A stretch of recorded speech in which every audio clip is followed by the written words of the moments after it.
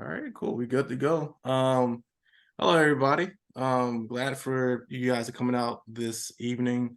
I know it's been a long week, and hopefully that this informal career series will kind of provide you some useful tools as you go forward in life, and kind of start trying to build your own things as it relates to your career. So today we have two great engineers with us who are also alumni brothers. We have Ryan Elie and Samuel Nguyen. Um, sorry, Salomon. I'm sorry, man. I'm sorry. Spit it off the dome. Sorry.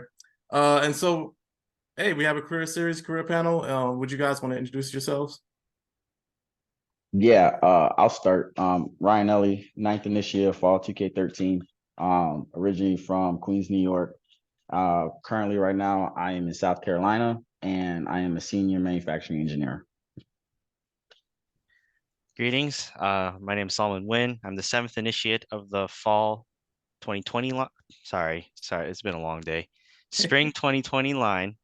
And currently I live in Baltimore, Maryland, and I am a systems engineer at Northrop Grumman. Cool, cool. And I am DeMarcus Robinson. I am your moderator. I'm the director for outreach for the Alpha Eta Foundation. It is a long day. All right, so let's go ahead and get started. So yeah, tell us your story. What made you become an engineer and who you are today? We're gonna jump right Uh, into this. I'll leave it to Ryan. okay. So as far as my story, as a kid, I always somewhat excelled in math and science. So, like going into college, I knew that I was going to either be a business student or an engineering student. I just was undecided. I didn't know uh, that you had to be undecided, or you didn't have to have a major when you were going in. So I just previously just signed up for business. On my first day on my freshman year and everything, I went to one business class and changed my major to engineering. And I would say that that's the best decision that I made. I'm currently an engineer. My background is in industrial and manufacturing engineer, hence the reason why I'm a senior manufacturing engineer now. I've always been interested in engineering, primarily because of it's really put in the absolute things of what you could think of and trying to figure out on how to make that very thing an absolute thing, like right there and then. Like you have an idea, or you may have some type of imagination that you want to have, and then you'd have to have like an engineering mindset to make that actually happen. And that's kind of like my story on why I wanted to become an engineer. Solomon.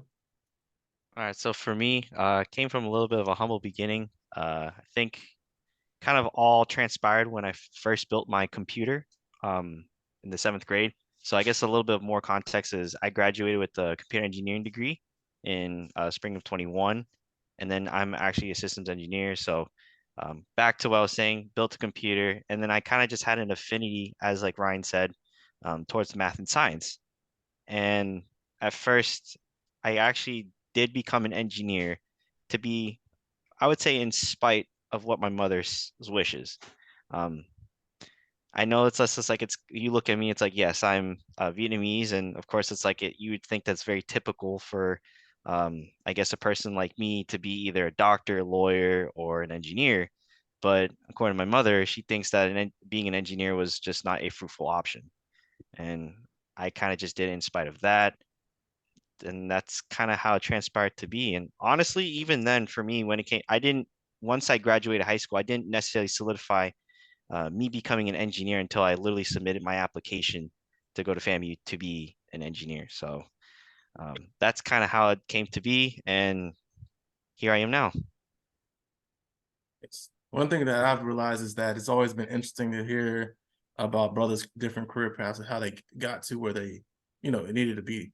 And it's really great to kind of hear the two different avenues in which you guys got essentially hearing about the two things that provided you guys the reason of why you want to be an engineer kind of shows that, there's not just one path or one thought, that there's different ways to kind of get you started to where you need to get to. Now, for most of these brothers that are at FAMU right now, they've already went past their freshman year, probably sophomores, juniors, seniors, one of those things, right? Mhm. So if we focus more so on the last, 2 years, or I guess engineering is a 5-year program, I think, at FAM. What are some helpful tips you would provide? And if you could do this all over again, what would you have done differently? So helpful tips that I would provide, I'd have to say,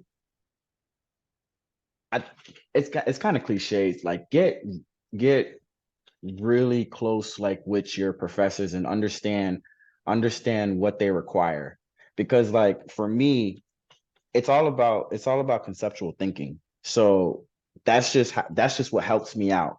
And so whatever my professor required in order for me to get the high grade, or be on their side, or whatever the case may be, then that would actually help me. That would actually help me know how to study, and then, of course, do well on the test, and then, of course, have, like, a good GPA in that regards, because that pretty much resonates with being an engineer. Like, for me, in particular, every single thing that I do every day, I have to understand what the engineering requirements are. And so, from that, I have to know how to get there from a manufacturing standpoint, and how do I validate it. And so, like, that would be kind of like my tip, from, like, an undergrad standpoint. It's just like, you're required to perform, and how do you get to that performance, to how you become really, really good at it, and then how do you validate it. And then, like, if I were to change something, honestly, like, I party more. But I'd actually take my time, because a lot of people would try to pack out their semesters with a lot of classes and whatnot. And it could be because they're, like, on a scholarship or in that regards, but I take my time and try to get as many internships as possible, because that's actually what's going to matter, in the field, because they really look at more so from an experience standpoint. Yeah, they look at GPAs, but they only look at the GPA based off of what your time management is. Your skill sets is all based off of experience. So that's something that I would change. Uh, guess for me, looking back now, one thing I would change, I guess, in school is, like, I wish I took things a little bit more serious when it came to, I guess, when I was, like, more of a junior and senior in classes, just because, yeah, I know, like, it kind of got through me. And of course, like, I graduated and kind of during the pandemic. So it was a lot of adjustments that had to be done in order for me to actually become successful. Because during 2020, I did have something down, and then we know around March, it just kind of everything shut down, and having to basically go back on, or go to school, but in a different environment, being at home, and a lot of adjustment had to, I guess, be made. And that's something I wish I kind of took a little bit more serious when I was like, okay, even those adjustments, like being an engineer, a lot of change happens almost every single day. Some Yep. senior engineers will be like, I need to change this revision. I need to make an extra revision on this. And then basically what we just spent, I don't know, weeks and months developing had to kind of be modified in literally in a short notice. So it kind of taught me of, okay, I needed to be, I guess, more changing onto a different route, and just be adaptable, really. And I guess personally, while I was there, I wish I did a little bit more, I would say not extracurricular, but more of something self-development when it comes to, like, I guess what I'm doing now as a systems engineer. But even before, when I started out, like, I guess kind of more dive into software or coding, I guess projects in particular. Though I did dive into a little bit of, like, Raspberry Pi and all the other things that were going on at that time, I just wish I kind of took it a little more serious and kind of did, like, some other fun projects with that. Right. And as a person who's not an engineer, but always looks back and try to think about what he would have done differently, I think my same thing kind of resonates with both of you guys. So kind of thinking about, I'm an engineer student, I'm in my senior year. What are the things that they should start prioritizing or preparing for And if it even has to be like, the year before your senior year, what are the things that they need to start doing or thinking about when it comes to jobs, career experience, internships, professional development? What should I start thinking about? Like, even if folks wanted to go to grad school, if that's the case, like, what are the things that you would kind of list off of like, hey, make sure you do all these things before it's the end of the year? So at least I think Solomon will agree with this. In our industry, they should be prioritizing internships, primarily because internships, you are placed in, you're placed in your team, and you're pretty much an engineer, like, and you're getting real life experience from right there and then. And a lot of companies look at more so from the experience standpoint. From the GPA standpoint, they only look at that because it's only like an HR requirement, but somebody could have a low like a 2.5 GPA but become a great engineer, but then somebody else could have a high 4.0 GPA, but it's not really, dwelling well with their technical skills and whatnot. So I would say, like, at least in our field, you would want to prioritize internships. And because from there, you would know, okay, some of the work that I'm doing in my classes, it resonates to some of the technical skills that I would need on the job. So that's what I would say, internships. DeMarcus, I just want to clarify on the question you were asking. Is it primarily senior students or juniors and seniors? So I'm not too sure when in terms of what year, but even if you're a senior or junior, I guess it doesn't matter in terms of engineering. Uh, I guess my question is like, if you're your senior year, what should I think about? So, senior year, I would focus on. It's kind of hard for me to say this. It's like I would actually say focus on what do you want to do the next year in a way. It's like whether or not you do want to take the career path of going to grad school, or if you want to take the career path of going straight to the industry. Mainly because, like, you can, if you know that, hey, next year I want to work, then I would say focus on trying to land some interviews and potentially get a job. But of course, it's like if you're trying to go into grad school, then you definitely want to polish up your resume, get your letters of recommendation, and every other things that you need in order for you to, I guess, have your chance submitting your applications to grad school. Like that's kind of like how I look at that. But I guess to Ryan's point as well, yes, internships are as important, and as in our fields, that experience is kind of like it is a very important thing because we've all heard that saying, like, you can be book smart, but maybe you're not that street smart. And it kind of goes hand in hand when it comes to engineering. It's just that, even for me firsthand, I've had someone that had a software engineering master's, but I had to teach him how to program things. So that's kind of, I might have strayed a little bit from the question, but I guess to answer your question beforehand, is just, figure out what you want to do the next year. Yep. You guys are spot on. You're spot on. As it relates to internships and that little end part of your undergrad career, is it better to diversify or stay specific, either with internships or classes, in terms of your own experience? You want me to go first, Ryan? Go ahead. All right. Uh, that's kind of dependent on the person itself. Yeah. Mainly because internships is something like, I guess, for in again our industry, but it could also be cross-functional between other industries. You do an internship to see what you want to do. I guess, taking for me, for example, my first internship, I did software, and of course at that time I was a sophomore, so I was like, I kind of did not like what I was doing, or I did not like how the role went. The next year for my other internship, I did something closer to VHDL, which is like a kind of hardware programming language in particular. Even then, I was just like, I kind of got into a foray of those type of things, and I'm not saying that I was the best at it, but at the same time, it was just something for me to learn, and that kind of just gave me another aspect of what my career of a computer engineer will become. And of course, my last internship was more of a kind of designing and selling a software as a product. which was kind of in a way aligned, but also in a different spectrum, focusing more of the business aspect of how we can market this software to other companies XYZ.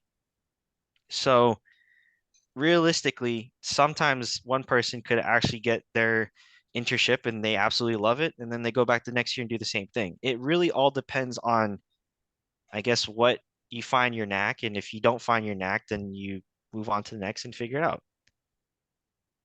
Yeah, I'd have to agree. And that's kind of going back to your other question. That's why I'd say you should prioritize internships because, like Solomon said, internships allow you to get the experience and see that if that's what you actually want to do. And then if that's not something that you want to do, you could go right back to school and then maybe change course a little bit. But if it is something that you want to do, it incentivizes it a lot more for you to wanting to excel not only in your classes, but then trying to go back to that internship. So Gotcha. And so kind of transitioning towards job market questions, right? Um, what is the things that they should be looking for in terms of preparing for the job market? What are the things for a particular position or company that they should make sure that they're well suited for before going in? Are there certifications you need? Is there a certain, I don't know if there are there hours with engineering, I'm not too sure, but what are the things as if I'm about to go and apply for this job tomorrow or a month from now, what are some things I need to kind of make sure that I am cognizant about?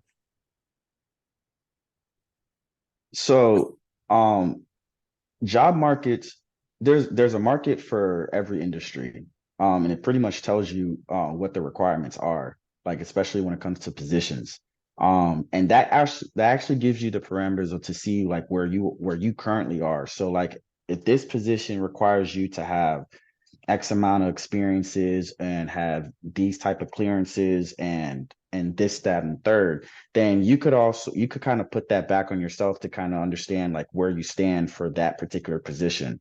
Every single industry is the same thing. It's not there isn't necessarily any differences from that aspect. You mentioned certifications. Certifications are only beneficial based off of if the company is in a need for that for somebody specialized in that specific field. If you do have that certification, that only just moves you more to the top of the list for them to pick you. But if there isn't a need, then the certification isn't necessarily a demand for that particular company or industry. Going the same thing, like Ryan pretty much nailed it in the head for a lot of it, including for me, even though my degree, my background in computer engineering, if I like say someone in my shoes, if they want to go straight to software, they would need to maybe, I guess, practice on software coding techniques or like software coding problems that they have online. And of course, with the job market, I'm pretty sure a lot of people have seen it earlier this year. The job market for a lot of like those big tech companies was actually like they're on a firing spree or kind of a layoff spree where they hired a bunch of people and they realized like, we have too much people and not enough, I guess, capital coming in. So of course, that was kind of like in the slumps for a lot of people in software development in particular. Certifications in particular for some software, it's like, like, I guess for my degree, I'm competing with other people who, they can pay to take a boot camp in particular. And like, after a certain amount of weeks, they can become proficient at coding and then they can go ahead and interview for the big five companies. Um, but going back to like if you want to transition yourself in more of the cybersecurity realm, there are certifications that's kind of more expected that you would want to take. Like I think a big word or big thing in cybersecurity, Security Plus. That's kind of like a basic bare minimum that they expect a cybersecurity professional to at least have. Of course, more certifications will come along with the job. And also certifications kind of go along with the whole specialization, whether or not, again, cybersecurity or other things. And I guess going back to um, whole engineering as a whole is a very broad term. And of course, every single engineer has their own different set techniques. Like I know a lot of my friends that work in the civil engineering industries, they require that you need to take your fundamental exams, which is basically like Yep. the same way of like the bar or for Hmm. lawyers or just like the N is it NCLEX for nurses? I believe that's Yeah. the test. It's like those type of things where you do have to take those certifications in order for you to be considered an engineer. So a lot of it is based off what type of industry and field you're going to, but just know that I guess graduating that hey, there is certain parameters and certain benchmarks that you have to get as you progress in your career. Yep. And can you guys touch more about the exam? Is that something that you usually are taking like at the end of the year or after you graduate? And then how do you So prep for it? Yeah. so the FE, the FE test, you usually take that your last semester, your last year, but the best time to take it is your last semester, right before you're about to graduate. And it's just like Solomon said, it's just pretty much equivalent to like a board, like a board exam. And then some industries like the civil engineering, that is a requirement. Like in my industry, in the aerospace for manufacturing, it is not a requirement. So that's kind of like why I was kind of going back to like the certifications. If there's a need based off of whatever the industry is, then and you already have it, then it's only just going to push you forward to whatever the competitors are. But if there isn't a need, then you don't really need to do it. Gotcha. Gotcha. And then oh, somebody got a question. Are exams free? Good question. They are absolutely not free. How much No. do Um, they I guess to go back onto the whole exam things, I guess again for my friends that are civils, it's actually expected. Yes, you do have to take the fundamentals of engineering or FE, either the semester, or kind of like a little bit after, just because a lot of it deals with the stuff that you learned in school. But of course, after you get your certification, you get that, then you become, I think, an EIT or engineering and training, and then you have to you have to have a couple years under your belt and experience for then you to take the professional engineering exam, which Yep. one of our brothers, Scott Solis, actually got his PE in civil engineering for I Correct. think was it roadways or I have to remember which in particular field he specializes in, but he recently got his PE, and I think that was he had Yep. a couple years under his belt before he even got that. Yep. Both him and his line brother, Emmanuel. So both of them, they both took the tech because they were both in civil engineering while I was in school. And they took their FE and then they recently just got their PE, I think like maybe a year or two ago, maybe. But yep. But that is a demand in their field. Gotcha, gotcha. All these tests, man. So I guess my last question I'll have, and I'll just open up to the folks here. I'm not sure if there's any current brothers that are here, but feel free for all the other brothers that are here. Feel free to ask any questions that you may like. So my question is, what made you choose the career that you're in now? And then what is the day in life of an engineer? Like what do you do on a day-to-day basis? It's a Okay, very so that's a very funny question to ask. yeah, what made me choose to work at the company that I'm working at or the career? I kind of put those together.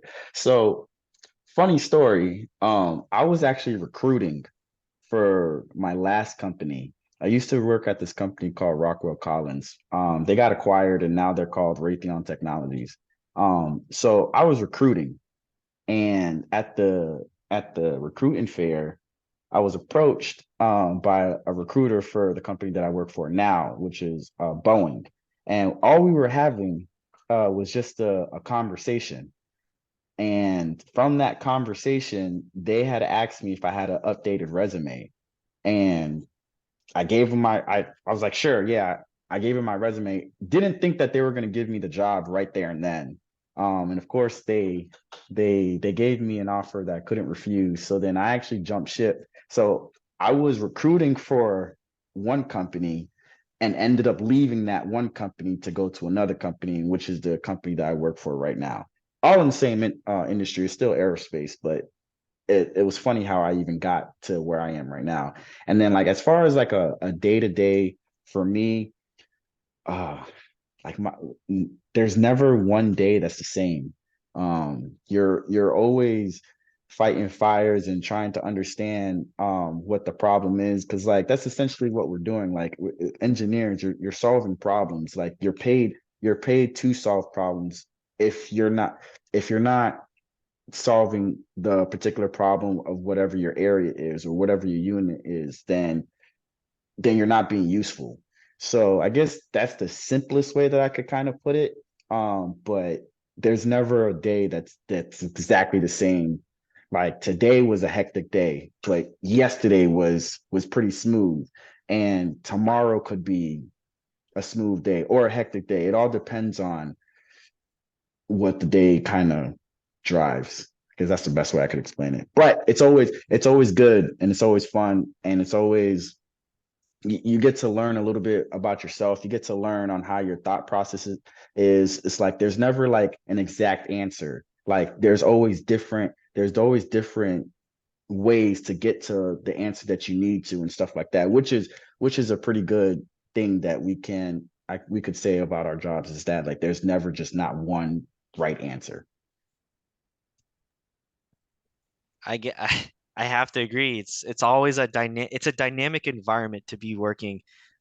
Literally today for me, I go to was I just I go to work, I clock in, and things were going smooth, and all of a sudden, next thing I know, I get some email traffic from program managers and other Mhm. chief engineers disagreeing on other things. And that happened towards the tail end after lunch. So again, a lot of it's just things change a lot every day when it comes to, um, I guess, trying to make sure that, oh, well, we're trying to get this along.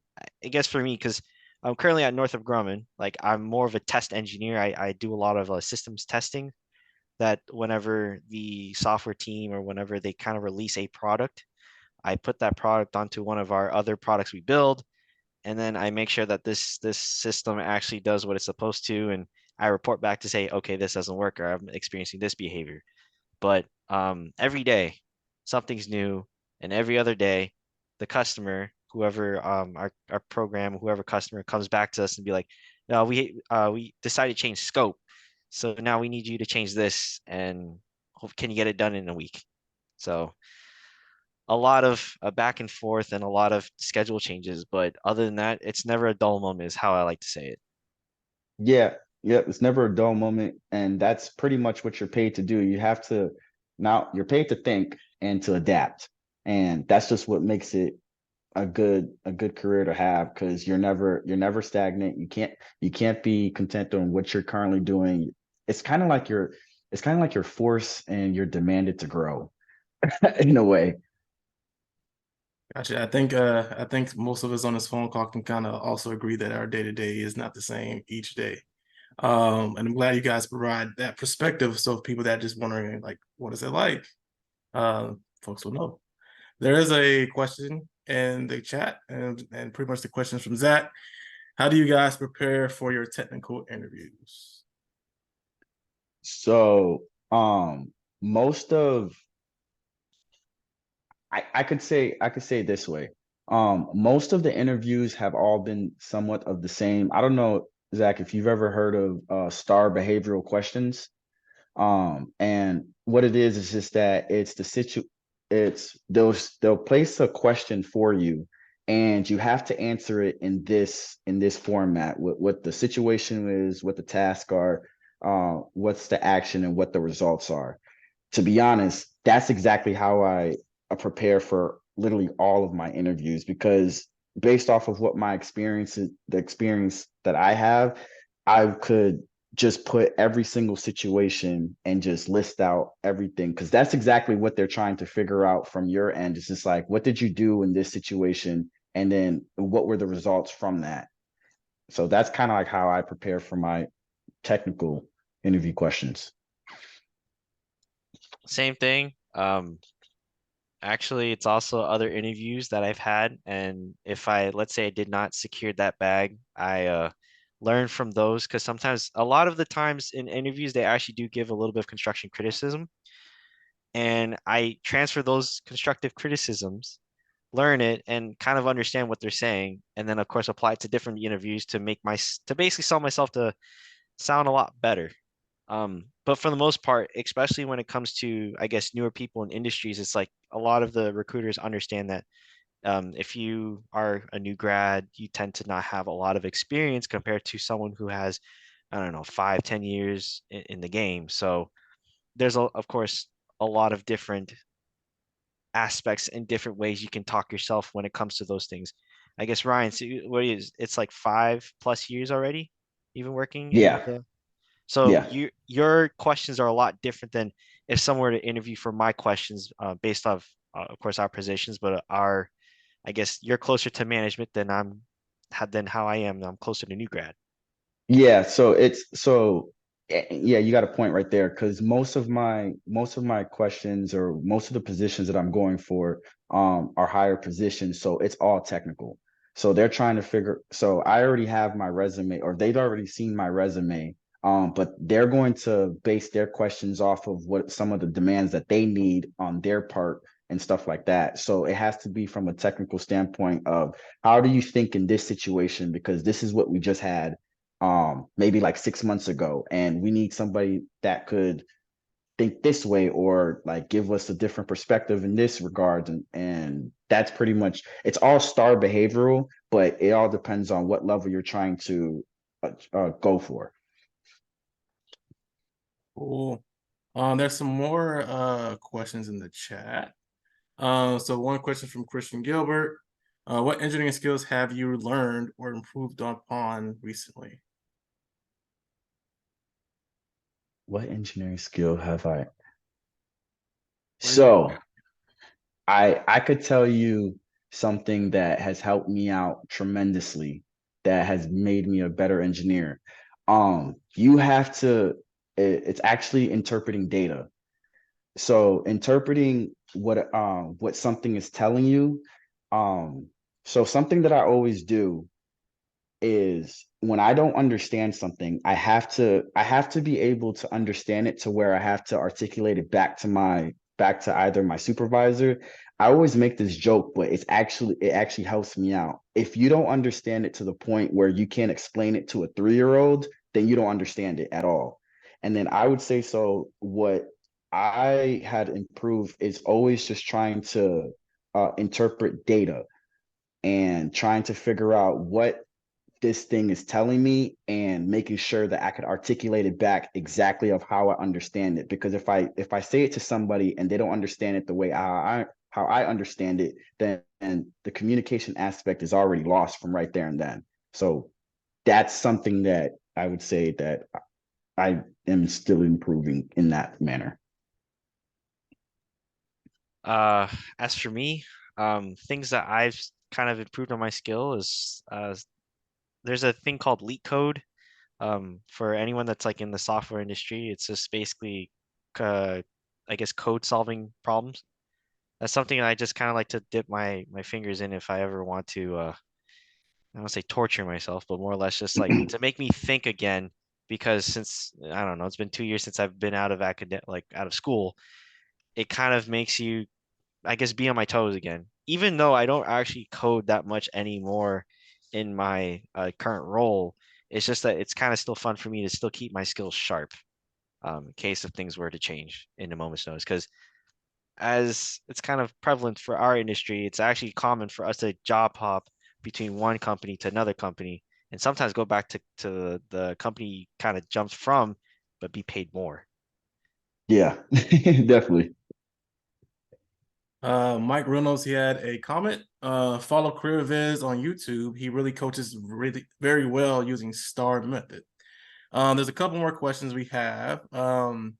Just Christian Gilbert again. How do you stay current with the latest technology? YouTube, like YouTube. straight up YouTube. That's YouTube. because that's like my news in a way, where it's like a lot of I follow tech reviewers. They here's some new things. I'm pretty sure you've seen about the new iPhone 15, the Pros, how weak they are and how it's not as durable as the other ones. It's those type of things where um you kind of stay up to date with those type of technology. But I guess work related technology, it's a lot of it's newsletters. And I guess for our realms, because both Ryan and I understand that we hold clearance type jobs, so Yeah. we're only at liberty to say what we can say, and anything else is considered classified. Yep. But yeah, like I don't know if we said it at the same time, but YouTube. What channels on YouTube do you So follow? there's a whole bunch of channels on YouTube, but like for me, there's a lot of a guy that would just review like tech stuff. Um Actually, I have Is like I a think whole MKBHD, I think. Is that like what it is? I have like maybe like 10 or 11 subscriptions and they just pop up and I'm like, "Oh, what's this?" And then I click onto it and there's a whole bunch just based off of my subscriptions. There's a whole bunch of like suggestions that come as well and then I just keep on pressing subscribe, but like it's not like a specific channel, but like you know how when you're on YouTube they'll say, "Hey, people from this channel watch this type of content." Like, and I would just go from there. But It's all about the algorithm. pretty much, Cool. I was not expecting that answer, but I think that's pretty cool. All right. So next question. What is your biggest project? Sorry. What is the biggest project you have ever worked on or worked in your career? Sorry, can't read today. Um, what is your biggest project have you worked on in your career? And then the follow-up questions to that is where do you see yourself in your career in the next 5 or 10 years? I'm actually, I have to be careful on how I say this. I'm actually working on the biggest project I've ever worked on. Um, and I'm on the cusp of completing it. But to make it long story short, um, what the situation was is that we were having some discrepancies on the shop floor. And what the root cause was that we didn't have a requirement that we needed in order for us to make sure that that discrepancy is not happening right there and then. So I'm actually leading the efforts on trying to get engineering requirements so then that we don't have that particular problem that we're having on the shop floor from there. So it takes the reason why I'm saying it's one of my biggest problems is because one of I'm leading it and two it's a factor of like multiple divisions from that, so it affects multiple divisions from that aspect. So that's why it I'm working on that. And what was the second part of that question? Where do you see yourself in the next 5 to 10 years? I would so I would see myself as currently right now I'm a senior engineer. 5 to 10 years, I'm trying to go more so from a principal engineer, and which is the highest level engineer there is. I am going towards the technical route. I have already given up the idea of trying to go the managerial route based off of like the responsibilities. From that, I more so want to be technical. So a principal level engineer. Let's see. My biggest projects, though, my career in engineering has only been at least a little bit 2 years young. So far, I guess my biggest project was my first when I started first ever into it. I actually was we were cleared onto a program, and on that, I had to develop a, I guess a kind of like a transitional layer between two different softwares or three different softwares actually at that time, through a boundary of container files. It's basically just a whole lot of computer engineering jargon I'm going to throw at you, but in a way, I had to integrate those two or three software products that were from different ends of the spectrum, and I had to make sure they were in communication with each other because eventually it was going to be deployed onto somewhere else that I can't say, but it'll be deployed onto somewhere else, and I had to work with a team out in uh, Chicago in order for me to be like, oh, like this is how this is going to do it, and this is how we're going to work it, and of course it was just me leading the effort, so me as a new grad, young engineer, leading on an effort to communicate between a different team that's on different geographical location than where I'm currently at in Baltimore.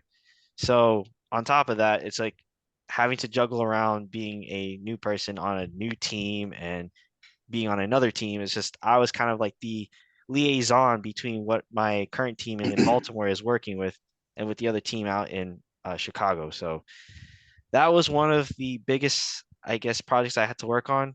Currently, right now, the project I'm still kind of learning just because I recently started this about 6 months ago. So a lot of it's kind of getting up to speed now as I'm learning through it. But it's still this project that currently I'm working on is like a decade long project. So there's a lot to unpack from there. I guess for the second part of the question is, I guess 5 to 10 years. I guess next 5 is I do see myself working overseas as a field engineer, hopefully.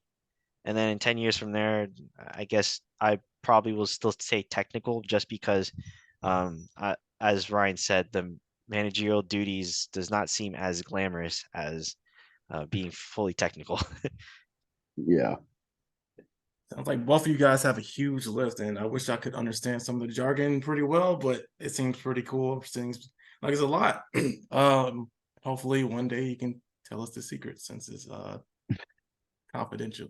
We'll be dead before that is able to be disclosed. Yeah.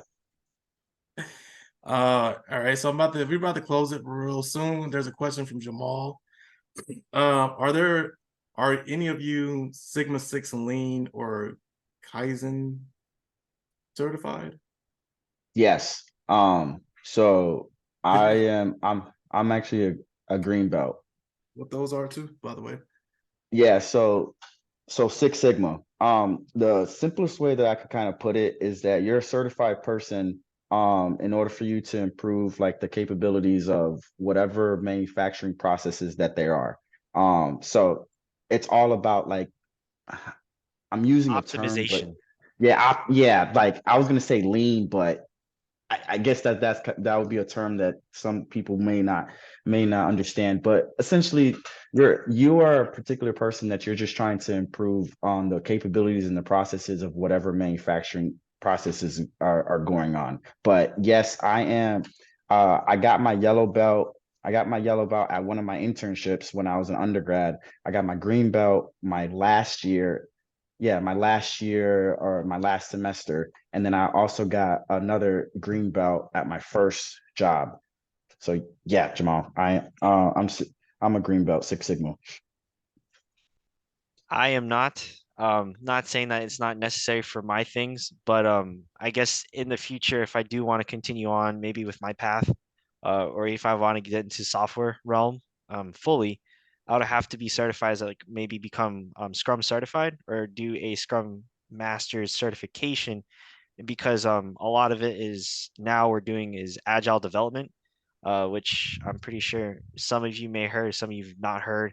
With agile development, it's like you go every day for your little daily stand-ups, which is like hopefully 15 minutes long, depending on who's talking.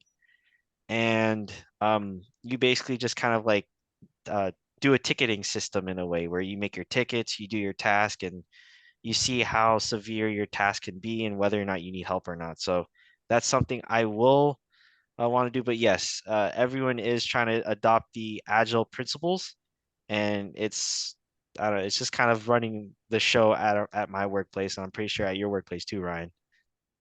Yeah, pretty much. Ooh, now I imagine the folks that will watch this recording would definitely know what you guys are talking about. Just go ahead and just close it out. There's a few more comments. Number one, do you guys have a group chat? Is there Alpha Eta engineering majors group chat? If not, Not that I know of. you I guys, haven't heard it, but at the same time, I try my best not to be on GroupMe too much. people ever want to reach out and just talk about engineering stuff, is there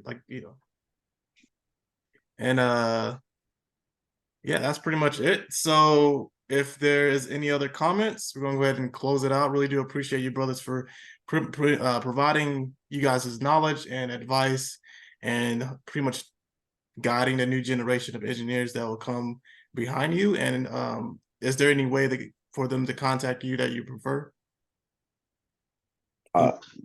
Yeah, I mean, contact me anytime. I've, you could find my cell phone number, reach out. I'm a quick responder. Cool, cool. I would say the same too. It's on the master list if you need my number. But I will drop my work email in the chat if anyone cares. And I do see Mike Reynolds. Good to see you. I met Carl and we talk almost every day. So thank you very much for that. I told him to look you up and take you out for me. So I'm glad he found you. All right, and I think that'll be it. We'll have this recording and we'll send it out to the brothers, and any other information you guys have, like documents or tips or whatever, we'll send that out to them as well. So really appreciate you guys are coming. Go ahead and stop the recording. And